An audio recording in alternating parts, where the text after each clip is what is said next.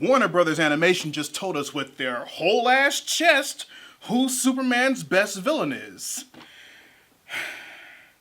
And it's not Lex Luthor.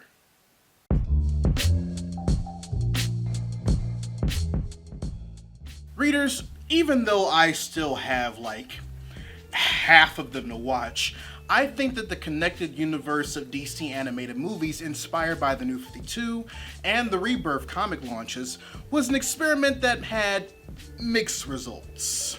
Some of the movies were good, others weren't. Some of the classic comic stories adapted to fit the timeline worked, while others lacked the proper development for them to properly fit. And then there's Batman Hush.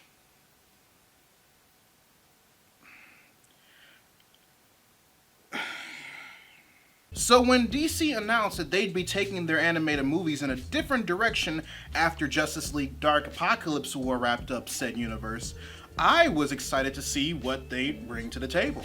Especially since they announced that their first would be a wholly original Superman movie with a new art style unassociated with the precedents set by Justice League War called Superman, Man of Tomorrow.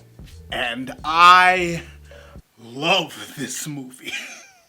It has the heart of the first Richard Donner Superman, and the animation is way more fluid than what I've seen associated with the movies in the same universe as Justice League War. But one thing I think that's just as important is that the movie shows us what truly makes Superman, Superman, with both the selection and characterization decision it made with its main villain, Parasite. What's that? You thought I was gonna say Lobo?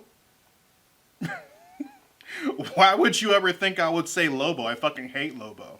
I'm not gonna lie, readers. I always classified Parasite as in between B and C tier when it came to Superman's Rogues Gallery, and that's mostly due to seeing how he was portrayed in the Bruce Timm universe. Compared to his high tier villains like Brainiac, General Zod, and Lex Luthor, I looked at the others like Metallo and Parasite in the same light that the majority of people like to look at Scorpion, Beetle, and Rhino in Spider-Man's Rogues Gallery. Very villain of the week mentality. Because in Superman the Animated Series, the motivations for Parasite always felt so hollow. All he cared about was getting stronger and using Superman as a battery once he found out what he could do after the accident. Even the way Superman first encountered him in the animated series matched Spider-Man's Villain of the Week formula in the comics. A new villain appears with a gadget or ability that he can't immediately overcome, struggles a bit, then figures out a way to take him down by the end of the story. In Superman's case, it was fighting him in a suit made out of a material that Parasite couldn't absorb his abilities through, and getting him to absorb the energy from a chunk of kryptonite to subdue him. But then I watched Superman, Man of Tomorrow, and I realized that you could do so much more with the character. He has the same backstory and origin as his animated series and post-crisis comic book counterparts, a janitor for Star Labs named Rudy Jones. As a matter of fact, the only real big change considering the story was that it was Lobo responsible for his origin this time around. But one of the main differences between how we saw him in the animated series versus how he's depicted in Man of Tomorrow is that we see him in a more sympathetic light. He's a janitor at Star Labs because it's the only job he could get after being discharged from the military because the US government sucks at taking care of our veterans, among other things. And he has a wife and kid with another one on the way, which, to be fair, him deciding to share that info out loud should have been a clear indicator that something terrible was going to happen to him soon. Nevertheless, that shit worked. At least for me. Because even if you didn't immediately remember his real name because you never really considered Parasite that big of a threat considering how he was depicted in the past, I'd be lying if I said that I didn't see Rudy go through what he went through during Supes' fight with Lobo, realize that this was how he was going to turn into Parasite, and let a very sympathetic damn come out of my mouth.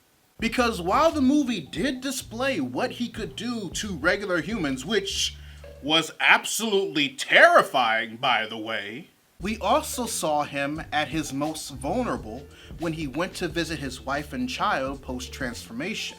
We felt sorry for him because he couldn't go back to the life he once had now that he's the way that he is, both physically and ability-wise. With Parasite, Tim Sheridan, the writer of Superman Man of Tomorrow, was able to accomplish what Sam Raimi was able to accomplish with Dr. Octopus in Spider-Man 2 and Sandman in Spider-Man 3, and take an antagonist previously displayed in a one-dimensional light and successfully add multiple layers to him in a way that not only makes him stand out on his own, but also helps establishes Superman's true nature. I say that because true Superman fans know that just because he has all of these abilities at his disposal, some that the movie doesn't really depict because it's only focusing on his origin story, it doesn't mean that they're the answer to every problem that he has. Parasite is a fantastic villain for Superman in that regard, especially early career Superman, because it takes said situation out of the equation, forcing the writer to find alternate ways for him to save the day outside of using super strength, heat vision, and ice breath. Yes, you could go the route that he went in Superman the Animated Series and find alternative ways to protect him and still have a display of his strength. Or, and just hear me out here, you could do what Man of Tomorrow does and play into Superman's sense of morality. Because what's just as impressive about Superman than being more powerful than a locomotive is being able to talk a teenage girl down from committing suicide. It's seeing the potential in and being a mentor for a young Billy Batson who just acquired the magical abilities of the wizard Shazam. And it's being able to successfully find and reveal the remaining humanity of the broken and tortured soul of Rudy Jones, so that he doesn't destroy all of Metropolis. This movie does such a great job displaying every aspect of what makes Superman the beloved hero that he is, that I'd say it's on par with the 2009 animated Wonder Woman movie as far as proper representation of the character. I have a link in the description below if you want to get a copy of this movie yourself and financially help out the channel as well. But I highly recommend that you give it a watch if a good Superman story is missing in your life. They done did good with this one, especially since they found a way for me to look at Parasite in a different light than the one that Bruce Timm originally shined him in. But I digress, readers. Your homework assignment for the day. Write in the comment section below where you think Parasite ranks as a member of Superman's Rogues Gallery. And if you disagree with why I think he should be taken more seriously after what this movie did for him, let me know who you think should be considered Superman's best villain. Either way, I'd love to know your thoughts. If you want to help financially support the channel, you can join my Patreon by clicking the card at the end of the video or in the link in the description box below. Or if you prefer to give a one-time donation, you can find links to my PayPal and my Ko-fi account in the description box as well.